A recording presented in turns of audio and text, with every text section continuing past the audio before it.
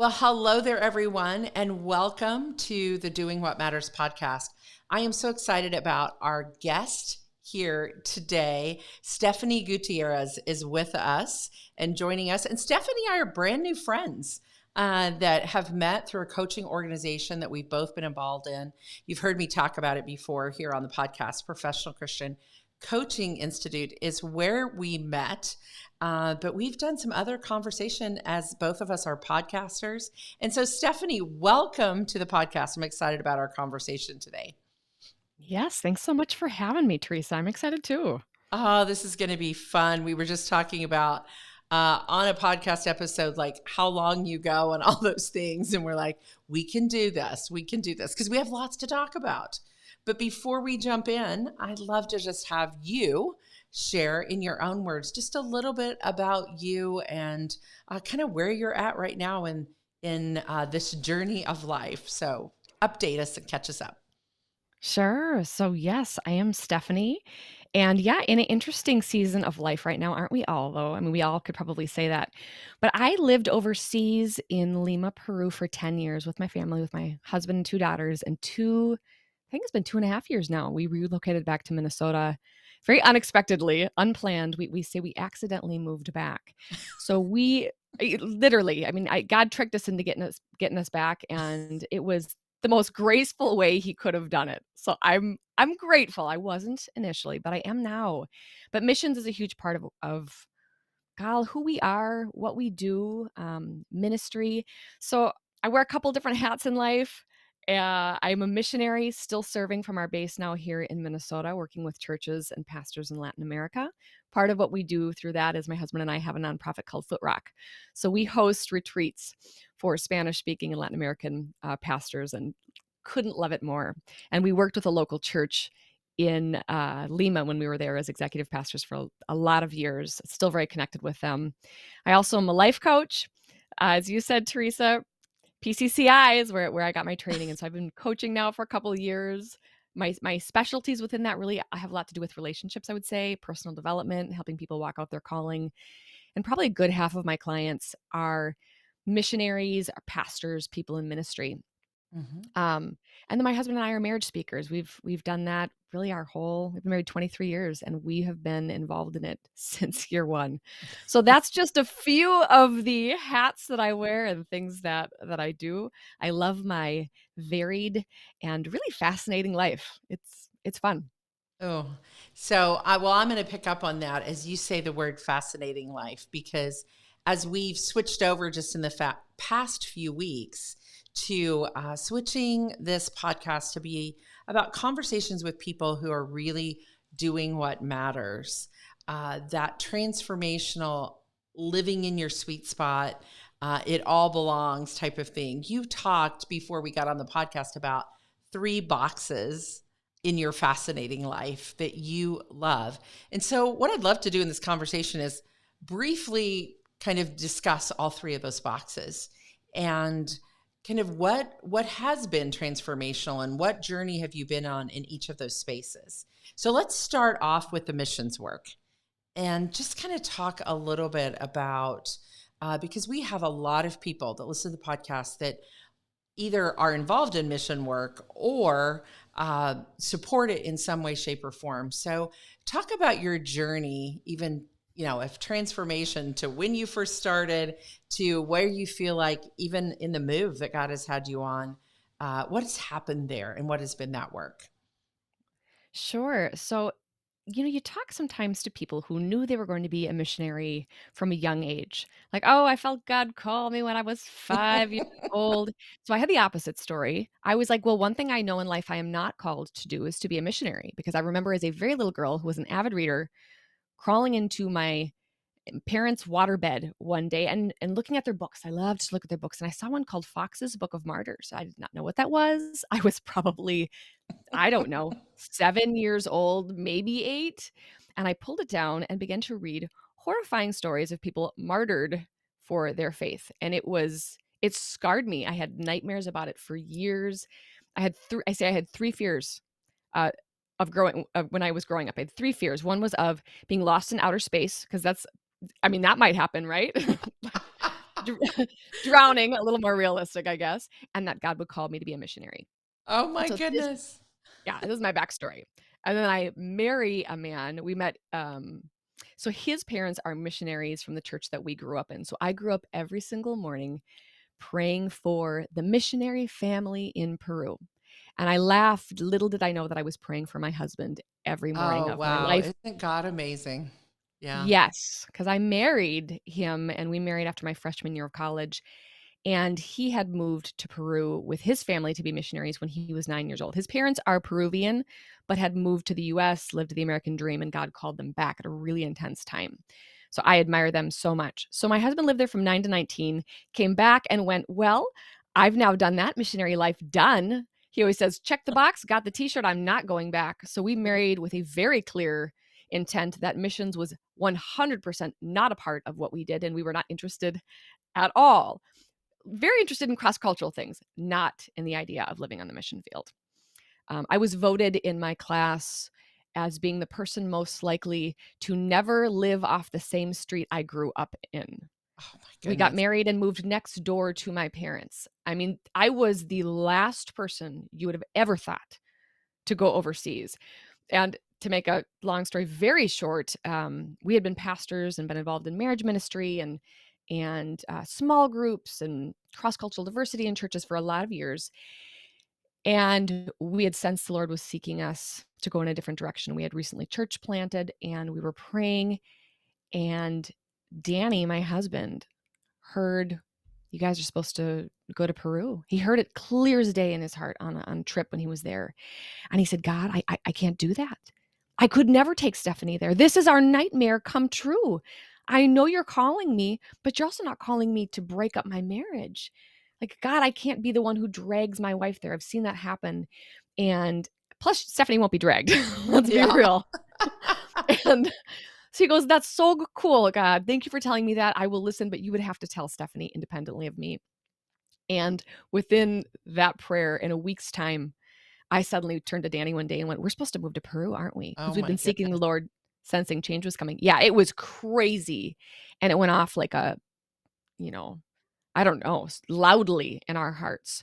So when our daughters were 7 and 8, we left everything, gave it all away, didn't even sell it, gave everything away. And we moved to Peru to do missions. I still think back, how did we do that? Of all people, us. So yeah, we moved to Peru. We did ministry there. It was 10 of the hardest and most fabulous years, years of high highs and low lows, but adventures that I could have never ever dreamed of. So when I say fascinating, I don't mean that in an egotistical way. I just look back at the experiences we've been allowed to have, and I'm in awe. I am in awe of what we've been able to do. And Mm. be a part of, and I'm just deeply Such a grateful. beautiful, such a beautiful story of just, listening and both being on the same page and um, being able to go there unified and that you were both called there. When you think about coming back, Stephanie, after those 10 years, and I know you shared briefly that, wasn't your intention to be back um, in Minnesota. No. Um, but what's one thing that you feel like you really learned in that season or you walked away with even as you came back to the States and said, oh wow, this is the transformation that God had for me in those 10 years? And that's an easy one for me to answer because although there are many pieces to this, the biggest piece for me is I grew up as a child who dealt with a lot of codependency, I would say, in terms of my relationship with my parents, who are the greatest parents. And I don't say that just to honor them on the podcast. They really are. They're phenomenal individuals. They're pastors, and I've learned so much from them. But I Mm, wanted desperately. I'm an Enneagram 9. I merged with both of them. I took my beliefs system and thinking process from my dad, and I took my personality from my mom. And my greatest desire was to grow up and become a mesh of my parents. People would say to me, "What do you want to be when you grow up?" And I would say, "I want to be my mom." Not I wanna be Mm. like my mom, I would say I want to be my mom. Now that's really unhealthy, but I didn't see I that. love your awareness though to say that because isn't that part and as you say, then he took me to Peru. Like, not Yeah. that it's the farthest corner of the earth, but it's pretty far. Like it's pretty far. Yes. And just for you to be able to kind of cut those threads and say, I can do this and what that It work was has done. critical. It had to happen for me to discover what my call was. Mm, And obviously, our calls are all intertwined, but God did not call me to be this version of my parents. He called me to be me. And I had to get away from the people that I loved most in this world, to be able to discover that a bit. And actually, my relationship with my parents grew even that much more in that distance. And they didn't want me to be them, they wanted me to be me. And so, mhm. obviously, whenever you have change, even when it's healthy change, it's difficult. It was agonizing when I had to tell them I was moving.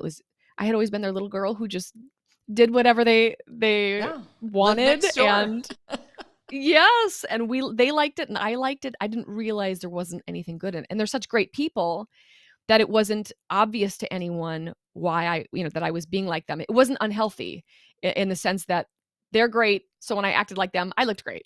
Mhm. Uh, but yeah, getting away, being forced to sink or swim in Peru, not knowing the language when I went down, and getting pulled into to spaces I never dreamed of. I ended up on the teaching team and helping lead different ministries there within the church with my husband. It pulled something out of me, an independence and a self-awareness that I desperately needed to be able to fully live out God's call for my life. So I found who I was there, and Mm. I am so grateful, and I'm still figuring out who that is, but that I think needed to happen in that space. Uh, when I talk about this phrase of doing what matters, like, as God partners with us, right, to move into that letting go and that leaving of our parents. And as you're so boldly sharing that story, because it's not easy to say, I'm like, I was kind of codependent with my parents and Until I was 30, no big deal. but as we come full circle to that and go, you could not do what God had for you and what really mattered. So part of some of that being work, as I call it, that we have to do is discovering our own self, Yes. and who we are and how we're wired and the gifts that God has given us. And we can't always do that underneath the shadow of someone No, and else. in the first half of life, you're figuring a lot of those things out. So it works. It's that Absolutely. whole survival skills. It's always worked for me, so this is what it is. So it's not that God can't use you if you're in that space, but I think to move on to what's next as you start entering into that second half of life, Hmm. as you start growing and maturing, what has worked in the past no longer works before. So I give thanks for what I had before. I wouldn't change it for anything. It's what got me to that point. But what got me to that point was not what I needed to continue to move on. Mm, so good. So good, my friend. It kind of sets us up for then the conversation about the second box, which is the ministry piece where you actually moved into um, the coaching and kind of you were just sharing with me that you've used this new coaching skill that you've developed to really help others do what matter and move into some different things. Tell us how that ministry piece and coaching piece started to develop even as you returned back here to the States. Sure. So I would say, yeah, ministry wise, it's obvious. We've been pastors since we were in our 20s and always worked in church spaces. Um, but the coaching piece was an unexpected piece as well. So I had a life coach. She used to be a counselor. She went through PCCI, but she was a licensed marriage and family therapist and came down to do a conference for women in Peru. Her name is Joanne Kraft, and she's just one of the people I respect most in the world. Loves missions, loves people. So she came down to do this conference, and when I attended it, I really connected with her. And she was a counseling voice in my life for a while. Then she was my life coach for a season. And I kept coming back to this thought. I thought, I, I want to be like Joanne. Again, I'm always wanting to be like people. I had to, clearly there's a pattern in Well, my and life. let's pause there because as we both love the tool, the Enneagram, that is part of the 9, right? It is. It is part of that merging piece, and it can be healthy and unhealthy. It can be both. And that's Mhm. one of the things, when we talk about personalities, it's not always it's just this or it's just that. It can be both, because wanting to be like someone and admiring and having, whether it's your parents or a coach or mentor in our lives, those are all good things to a point, Absolutely. And that was a right? switch I had to So, make, is how can I be inspired by people rather than trying to imitate them? There is a mm, big difference. So she was very inspirational to me. And so at that point, I had encountered the Enneagram, and finding out I was a 9, core fears, desires, it transformed me as a person. It transformed our marriage. We had a great marriage. I love my husband genuinely. It's been a strength for us. It's something we enjoy. But there were things that came out in that process that were so raw and so difficult, and so good. So we mm, related to each other so differently that I started with becoming an Enneagram coach, went through that certification process.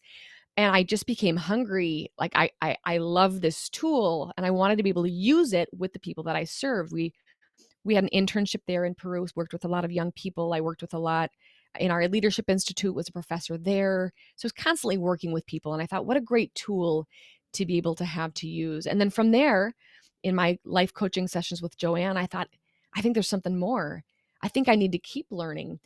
And so I started by pursuing a master's in human services at Liberty University. And so got my master's in counseling there, human services counseling. And then in the middle of that, actually took a pause to join PCCI and become a life coach as well. So it was a season of massive learning, and that started in quarantine.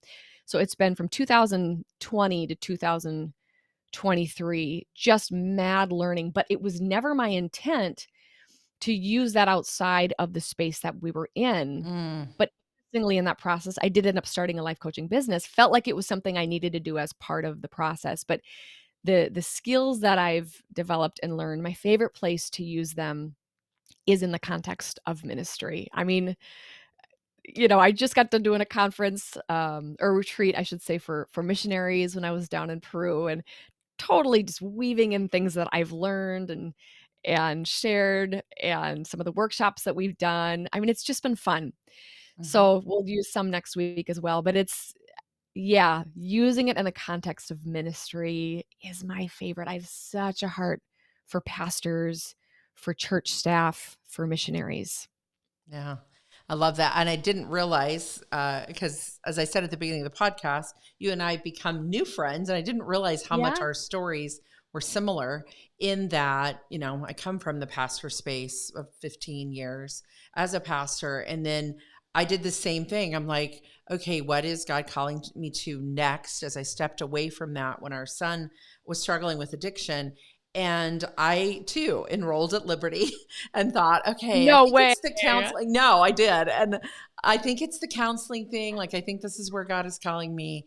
And I was in certification as a spiritual director at the time, and kind of thought that was the route. And somebody said, you're really more like a coach than you are. And I'm like, okay. And so Googled it, found PCCI through the podcast, and kind of got in. I mean, we had similar stories in that, yeah, I did not end up finishing my degree at Liberty, so I'm still just a little bit short. But once I found coaching and thought, no, Mhm. this is more me. And I'd also been introduced to the tool of the Enneagram right around that time. This is about 12 years ago. And so between that transformational work of that tool, to go, wow, there's so much more. Mine was the workaholism, as my listeners know, because I'm a 3. Like, surely we can get more done.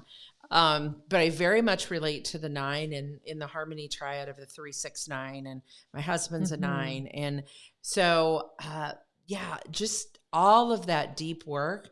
I love to see how God is in the real life of our story, and just the Yeah. next thing and the next thing. And massive learner. I did kind of like you, just how much can I learn? like, And then I've kind of taken a break as I developed my own process and I've done some other things, but kind of ready to learn again. It's funny how, you're just like, okay, what's God have next? Yeah. So I love that. And I know you're using your coaching uh, tools as well in some of the marriage work that you all are doing. I think it's one of the beauties that I love about coach training. Whether you're in it to like, oh, I want to be certified and do all of that, or you're training in tools like we have here at the process, or personality tools or other things, you soon find that you get to put it into your own life Yes. as much as anything. I'm a better mom. I'm a better friend. I'm a better spouse. Although I will admit that sometimes my husband has said, okay, I don't want to be coached. Oh my gosh. I don't I hear know if you. yours has ever said that or not. I'm like, okay, sorry, I'll put that hat down. But That is the skills awesome. of coaching, the listening skills, all of those things. But I know for you too, you've carried them over into this third box that you have, which Mhm. is working you and your husband with couples and marriage. So tell us a little bit about that work that you're doing that really does matter as well. Yeah, that's something that we, started early on. We laugh about a year after we got married, and I got married after my freshman year in college, like I said, so I was 18 when I got married. It was, like, 2 weeks before I turned 19, but I was still 18, and he was 21. So we were very young. We attend this young married couples group at our church. It's really vibrant. It's got maybe, like, 50 couples in it, and after attending 2 times, the leaders turned to us and said, "Well, we're moving to go work at a church, and we feel like you guys are supposed to be the one to take it over." Wow. I know. We look at each other, and we're the youngest ones in the group, and we're just like, Are you serious right now?" But something in us knew we were supposed to do it, which is wild. Again, I'm a 9. It's not like we jump into leadership positions all the time, but we felt it, and we both felt it. That's been a theme for us. We always make decisions together, big life decisions. And so we took it over, had an absolute blast, and then probably about 4 or 5 years in, ended up, co-leading with an older couple, the marriage ministry for the entire church, and it was a mega church. And so it's this huge marriage ministry, and we're just like, I mean, mid-20s co-leading this and teaching it with this other couple. But, we spoke just from a place of vulnerability and transparency, never tried to be Mm, who we weren't, which I think is what we had going for us. And then really connected with a friend of ours who he works for Chick-fil-A. He's over all of the kind of counseling mental health for all the Chick-fil-A owners and operators. And back then he was working for Prepare and Rich in the marriage space. And he connected us to a bunch of marriage ministry leaders in the States. And we just kind of went along for the ride. There was never yeah. any agenda. We didn't know what was happening. We just kind of kept going, yes, sir. And we enjoyed it so very much. It never was our primary. It's always been a piece of what we've done. We were first and foremost pastors in that space, but that was a piece of the ministry we did. And then in Peru, set that aside for a little bit, but then Chick-fil-A has a foundation called WinShape for families and marriages. And they had us lead Spanish speaking retreats for the first time there at Wow. WinShape. So we did that for 5 years, which was a blast. So it's just been something that it's been a consistent theme for us in life. We just got done recording a series of marriage videos for missionaries that are being edited and worked up right now. But it's something we can't get away from, and not that we've ever tried to. It's probably one of our most favorite things to do in life. So we're actually just Mhm. getting ready in January to do a retreat for missionaries in Thailand. And we've done one in Mexico, we've done some marriage conferences, Wow. and gall, is it fun. That's Oh, getting to work with missionaries in their marriages or pastors in their marriages. And then through Foot Rock, when we have couples come up from Latin America, and we'll do sometimes couples retreats, sometimes we'll do intensives with a couple. We always pull on those skills as well, but we love talking relationships, whether mm, it's marriage, parenting, friendships, any of it, but marriage is probably our favorite. yeah. That is so good. And, I think that was one of the things when I was walking through some of the things in my own life and my husband and I and just our family. And I really work a lot with leaders and business owners and coaches. on even managing of time, right? And it's so important for couples as they're looking at things. But one of the things I found in all of that is that nobody ever talked about the relationship piece. And so when I Mm. developed our real life process, that third component that does time management, that's one of the pieces that I said, no wonder as a type 3 on the Enneagram, who doesn't always want to do our feelings, even though we're in the heart space, um, relationships is the thing I would push aside instead of make time for. And so Mm. when I developed the process, I felt like it was so important in the stewarding of time piece to have what I call people blocks. And we really look closely at those and who are the most important people in your life and how do you make sure they're there. Obviously spouse, children. I was just sharing with Stephanie before we started the podcast, I have a new grandson, and so I'm thinking I'm so excited I get to rewrite my rule of life, which is what we do in the process, is write a rule of life, and now I get to include this beautiful little boy. Wow. But if I don't take the time to say this matters, you know, uh, it's not. And so I love when you say, no, we speak into these couples about, relationships, and relationships is a part of what we love to do. And you're also talking, as I was listening to you, about these three boxes that you say you have: ministry and marriage and missions. Um, I know many of you that have listened for a long time to the podcast know that we talk about areas of focus in our life and saying, what are the 6 to 7 big areas that matter? And you've named three of them for you that you've Yeah. identified along your journey very clearly. Like you didn't have to think very long. Go, well, we could talk about these three boxes. Here they are.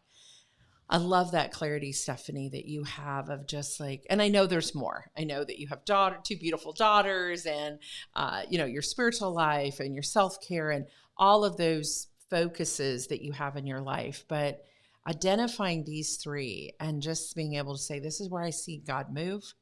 This is where I've seen Him work. It's just beautiful to hear your story, friend, and just how it's Well, shaped you. thanks. So, Well, and I thank you. use them, I say boxes, but really they're more filters in a sense that Yes. that I use them. Yes, they're boxes, but I use them to help me decide what I say yes to. Mm, As you know, a 9 has a hard time with priorities and everything looks important. And and so being able to filter things through those, it started, I think, a couple of years ago. Maybe this was like 10 years ago. Um, I put together a life mission statement, mm-hmm, and that was where I started. And so for me, it was to help others understand and to be understood. And to help them understand is understanding themselves. And it's also understanding the world around them. And then to help them be understood, that speaks to, harmony and empathy are so big for me. I want them to feel understood. I want, when they are with me, to think somebody gets me. That's just one of my mm-hmm, favorite things. I'm safe in this space. And so that was where it started for me. And then really 2 years ago when we came up, and again, we're not planning on moving back at all. I just kind of went, Lord, all right, what now? What now? Um, mm-hmm. and that was when I really sat down and did the work and was able to kind of narrow it down to those 3 things. And everything in life usually falls, if you put it in a triangle, it usually falls somewhere in that space. Sometimes it's in between 2 of them, sometimes it's right on one of them. As you said, it's not the only thing I do, but in terms of the work that I do, it Mm-hmm. usually will fit within, that space, and it's been helpful. I've been able to say no to more, because of it. I love, and I know you don't know the process that we use and that we've created here really well, but you're speaking right to it because that is Wow. what we do is through the work that we do. And then we provide these tools to other coaches and certification. It is really helping people. What are the big rocks? What are the areas that I focus in? There's usually 5, 6, 7 of them in our lives. And when we can really identify them, write some mission Mhm. rules of life around them, then we can go do what God has called us to do with real clarity. And that's what I Yeah. hear you talking about is the clarity that you have. Yes, you've lived in Peru, you've lived next door to the parents, you've moved back home, but through all of that, you've gained this clarity of what is yours to say yes to and yours to say no to. And Yes. that is a beautiful space to be in, my friend. Thank you, and I love how you said "through all that." I think that's a key phrase Hmm. because I didn't know these things early on in life. I think the first half of life is a lot of noticing, it's a lot of experimenting, it's a lot of trying.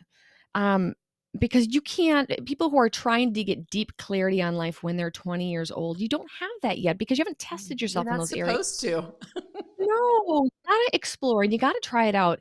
And so you can start observing themes for people who are listening who might be younger. Start observing those themes. Start noticing where you feel alive. But I'm glad that I did not know these things early on in life because it allowed me to work, to serve, to try out things that were not in my sweet Take spot. risk. Yeah, Yeah, take risk, right? and honestly, I'm grateful because the stuff that I did that was not my sweet spot developed character and things inside of me that are now a part of what I do. So people who Hmm. are like, "I only wanna work in my sweet spot," and I'm 22 and a new graduate, I say, "Gal, go get a job that you hate for a while." I know this sounds terrible, but the I first agree job with that you. I agree I with you. hated my jobs, and I swear, had I not had those jobs doing things that I did not like, I would not have the character that I have today to be able to work in my sweet spot. Absolutely, So, I'm because grateful. through that conflict, right? And you know that as a Mhm. nine.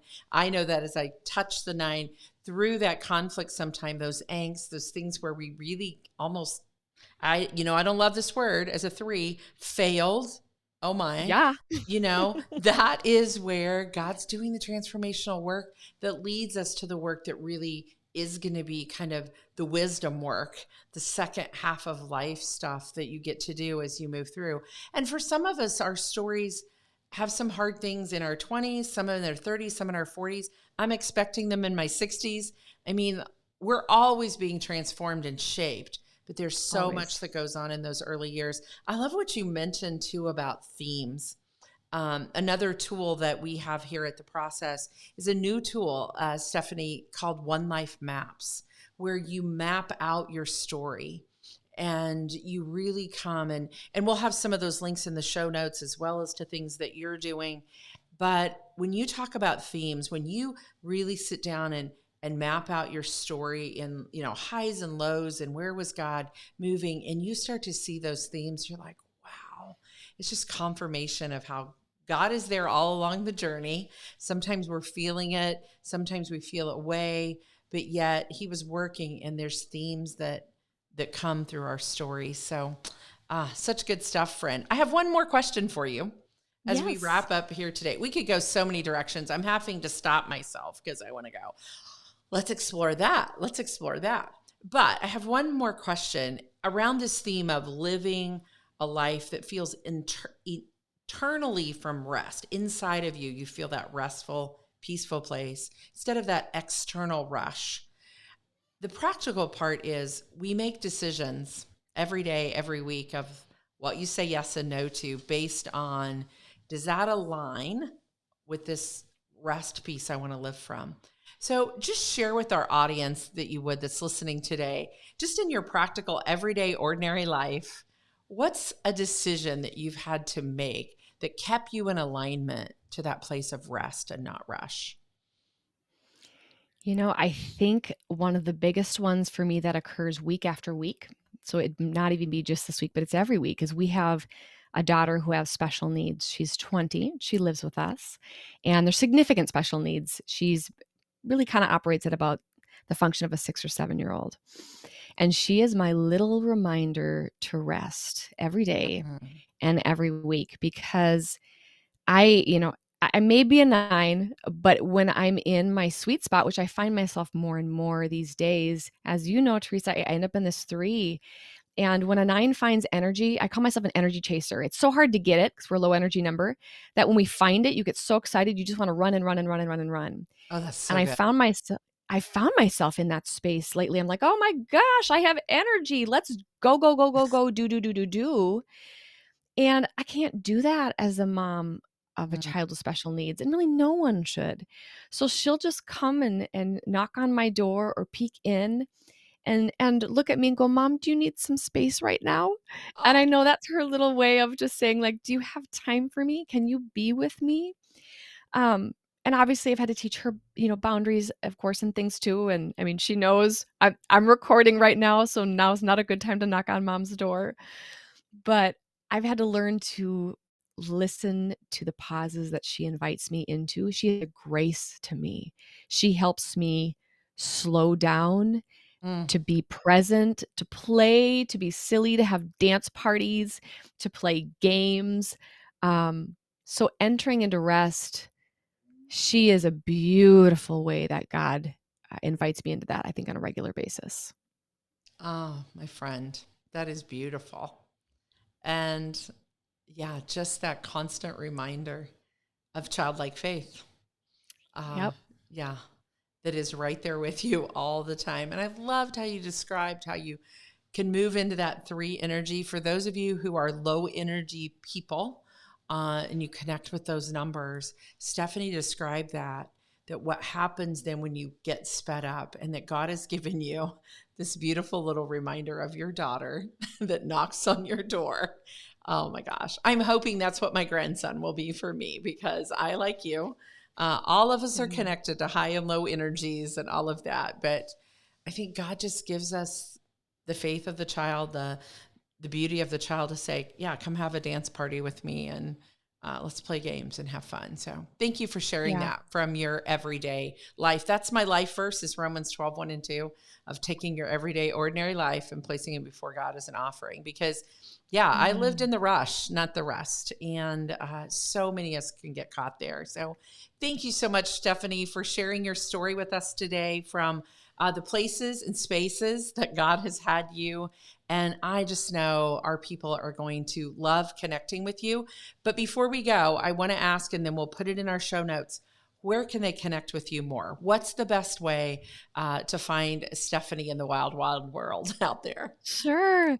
So if they wanna connect with me in the missions space, the organization that I work for that we've been a part of is Modern Day.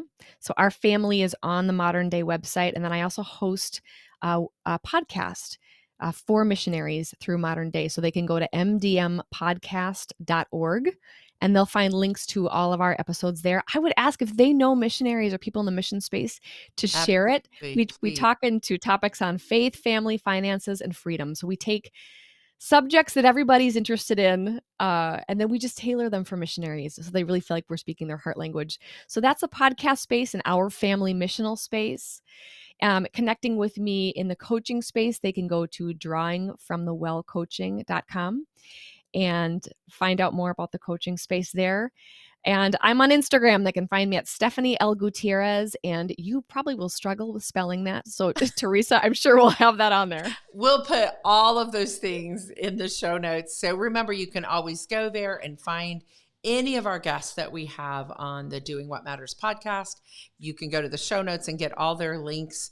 But if you just Google, because I have Googled, you will also find Stephanie in those places in some way, shape, or form. So thank you so much, my new friend, for being a guest on my podcast today. It has been a pure joy to finish up a Friday morning just having this conversation with you. So thank you, friend. Thank you, Teresa. I really enjoyed it.